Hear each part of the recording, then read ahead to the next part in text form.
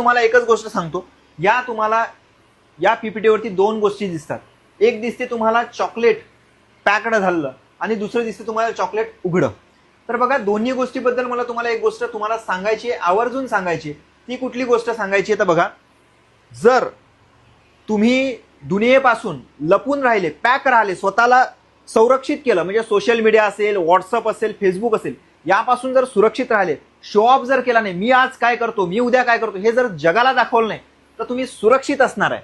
आणि त्याच्या उलट जर तुम्ही गोष्ट घेतली मित्रांनो, जर तुम्ही पॅक काढून टाकलं, तुम्ही जगाला दाखवलं की मी आज एवढ्या तास अभ्यास केला, मी उद्या एवढ्या तास अभ्यास करणार, मी एमपीएससीचा अभ्यास करणार, तर लोक तुमच्यावर तुटून पडतील की याला मागे कसा खेचायचा. उदाहरण बघा, हे चॉकलेट ओपन केलेलं आहे, मुंग्या याला खातायत, माकोड्या याला खातायत.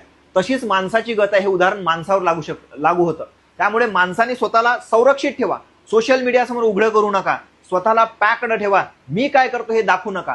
तुमचं स्वतःचं ट्रान्सफॉर्मेशन 3 महिन्याचं 6 महिन्याचं बदल घडू शकते आणि तुम्हाला गव्हर्नमेंट आणि शासकीय नोकरी मिळवून देऊ शकते. हेच मला